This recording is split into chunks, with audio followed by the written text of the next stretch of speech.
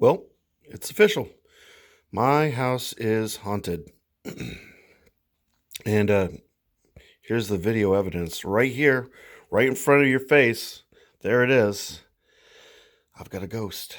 Yes, I've got a YDD ghost, to be specific.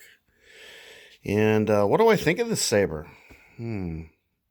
That's a pretty nifty little saber. Now, to nip things in the bud, uh, many of you are going to ask, where did you buy this from? The answer is, you can buy it anywhere. Ooh. Literally, you can buy it anywhere. You can get it on Amazon or any of the various and sundry places that distribute sabers from China. Or, as I did, you can get it on eBay and kind of had the seller muck up the whole process a little bit.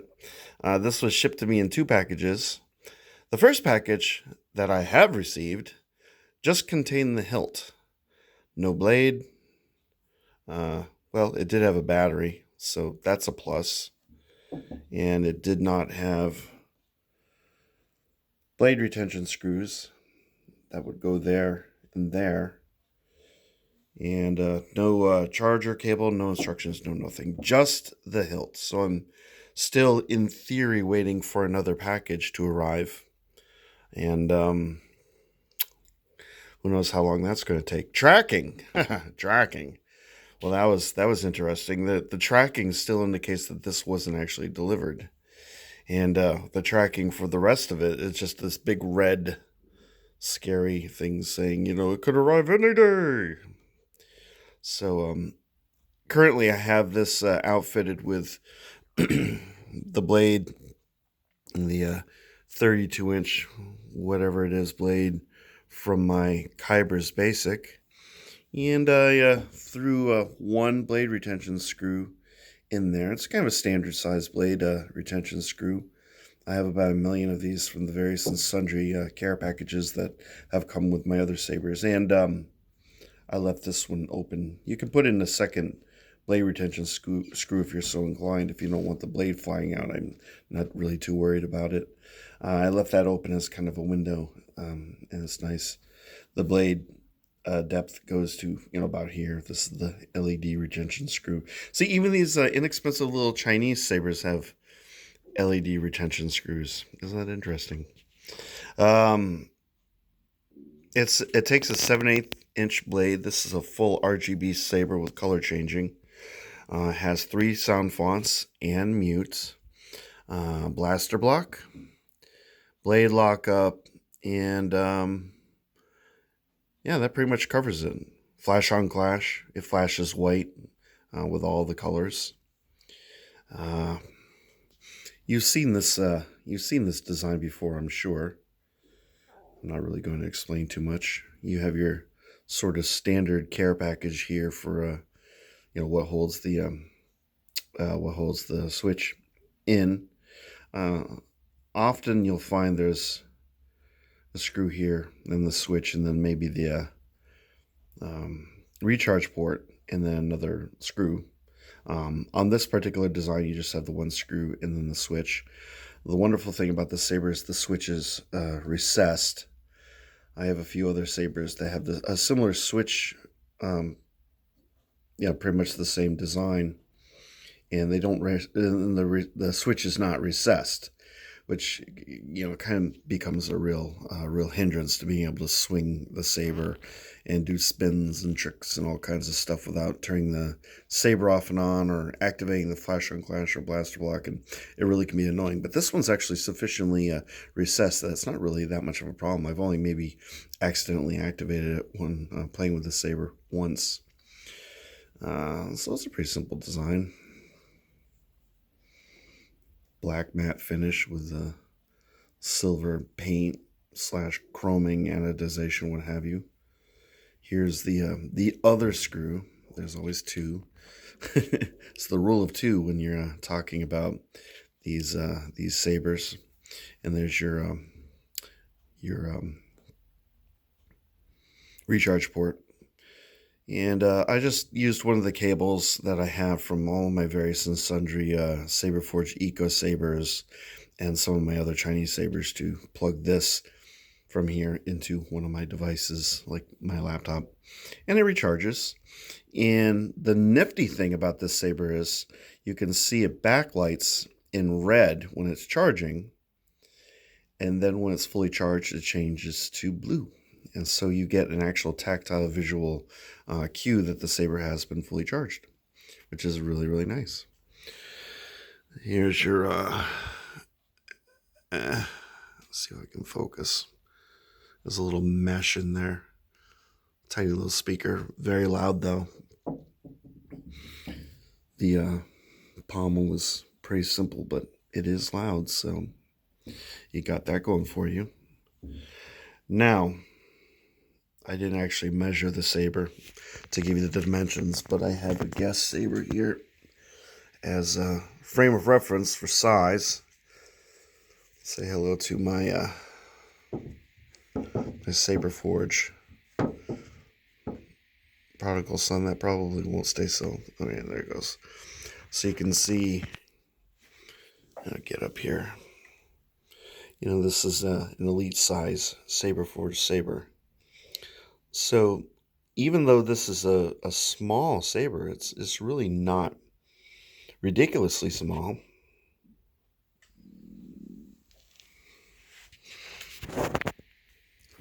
Okay, prodigal son, thank you for your service. We will call on you later. So, I have medium-sized hands, so you can see you've got plenty of hilt here. You can hold this pretty much wherever you want. You can hold it up here by the emitter. You can hold it down here for one-handed. Oops. What was I saying earlier about accidentally turning it on? Okay. So I wouldn't really hold it down here, even though that's where the choke point is, because the switch is there, and then you'll be clumsy, and you'll do what I just did. So I kind of hold it a little bit, choke up on the emitter a bit. Balance is pretty decent. Good location right here. Of course, the thing weighs ounces. It's very, very, very light. And so, yeah, you can do this single or double-handed. But you can also do all kinds of, well, you're not really seeing it, but you can get creative. You can toss this thing up in the air. You can grab it. You can, like, switch it and all kinds of various and sundry tricks. The electronics seem to be sturdy enough. I have not had any issues with the electronics thus far. And now let's go through the features. So, turning it on. Very creative. Turning it off, you have to actually hold the switch, and it turns off. And I'm noticing, if you can hear it, it does a little bit of a vibration. I didn't notice that before, but now that I've got it on a table, I didn't think this had a kind of a vibrati thing going on. But it does. So, to change sound fonts, you just hold this switch until it gives you a cue. Right now it's on the second font.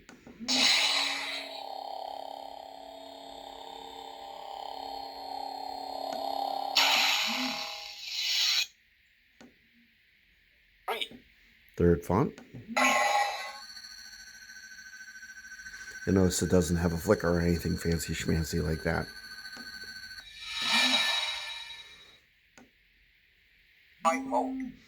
Mute. And then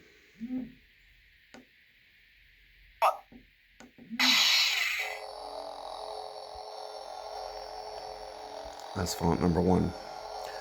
I personally like font number 2.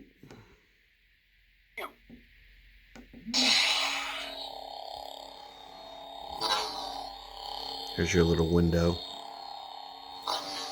Now I did a nighttime LED sort of demonstration of this saber in all of the fonts, so I won't really go through that now. But suffice to say, the blade is plenty bright. As far as the sounds of the swings, it pretty much just does it when it feels like.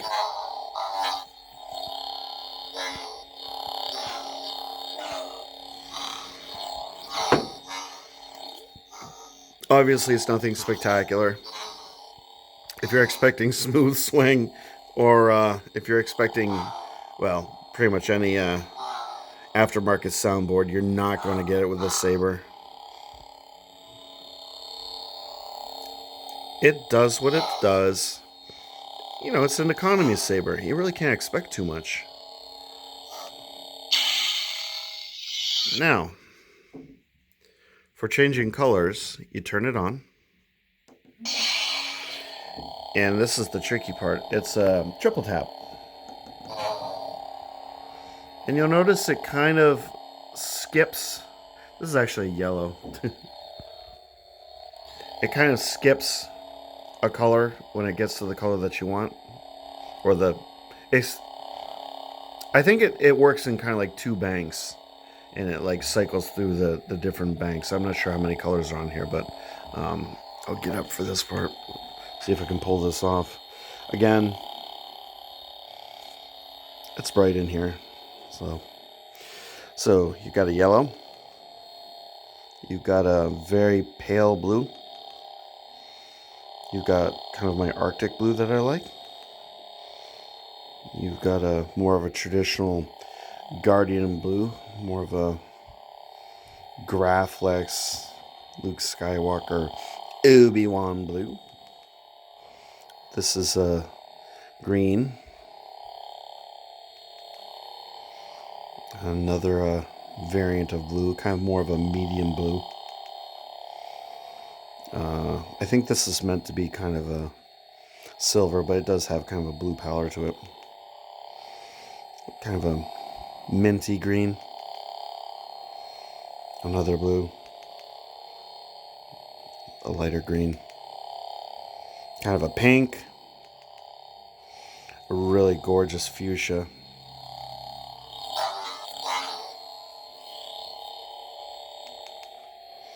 You got your traditional Sith red. Oh, I lost the... doesn't that look nice? What the hell is the switch? There you are. Kind of a lime, a yellow, and then back to my Arctic blue. And pretty much the Flash on Clash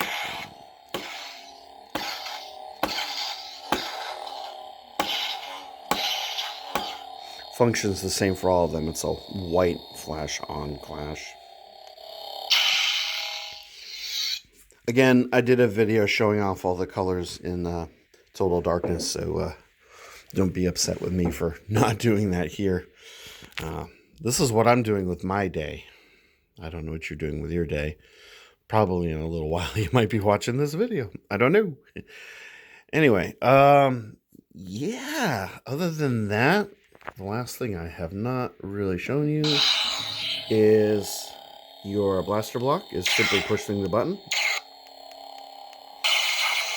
As you see, you can't really rapid fire the buttons because then you start switching colors.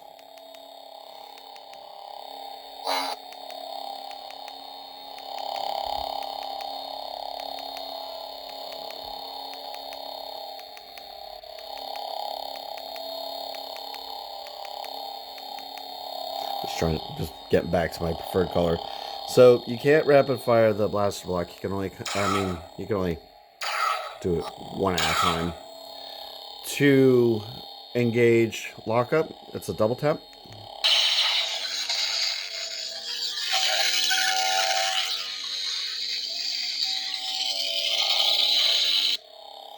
And then one tap of the button turns that off.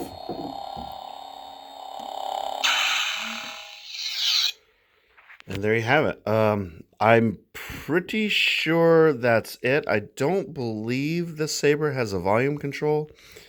If it does have one, I have not. I have not located or experienced it, or nor do I know how to do it. I don't believe it has a flicker setting. I think everything I showed you is pretty much what this saber does, and to be perfectly honest, it does it really well. Excuse me. I think that this is a really, really, really nifty little saber for the price. Um, and I don't think it really matters where you purchase it from. The one thing I would be aware of is, well, let me tell you a tale. This is my second attempt to purchase the saber, and it's been a little bit of a bear. I didn't really want to pay the price that yeah, it's about $100 on Amazon, and I didn't really want to pay $100 for the saber because mostly I just bought it out of curiosity and because I wanted to review it. And I did think it looked kind of cool, and I had seen one of my subscribers had kind of turned me on to this saber, and I thought, geez, for the price, I might as well go and buy one because inexpensive sabers uh, are really sort of crucial to the hobby because a lot of people start out with the inexpensive sabers and then they become addicts and they move on to the bigger and better things like my prodigal son there. Most people can't afford something like a prodigal son. I can't afford that prodigal son. It's a champion tier. It's a very expensive saber, but I bought mine used off of eBay because I'm kind of a bargain hunter. That being said, I went to eBay to purchase this saber. And the first time that I purchased it, what I received, if you look at my back catalog of videos, you'll see that there's a saber that's very similar to this, but it is not a YDD Ghost. What the seller sent me was kind of an alternate saber, kind of oh, what's the name of that company? I can't remember the name of the company, but it's one of the ones that you buy sabers in bulk. You can create your own store and yada yada yada. So that was an RGB saber, and it was kind of an interesting piece. So I decided to keep it. No fuss, no muss, no foul. That's just a dry throat. It's very dry down here, so I'm okay. So my second attempt is what you see here. I actually received my saber. It's kind of messed up because, I didn't get all the accessories. I just have the hilt, but I'm muddling by. Anyway, so if you do want to purchase it, there's plenty of places to go to buy it. So I'm not even gonna get into that or the timeline. Just if you want one, you have to go onto the internet and have a look see, basically. So so let's give you another one into the other tour of the YDD Ghost. For the money, yeah, I think this is a pretty nifty little saber. I think most beginners to the hobby, or someone just looking for a color changing saber, or just something fun, I think you could do some light dueling with this. The blade is sort of just a thin to a medium wall blade, so it's nothing too spectacular. But it's packed with features. It's pretty easy to use. It's simple in design, elegant, comfortable. Nothing is sharp. No sharp edges. No.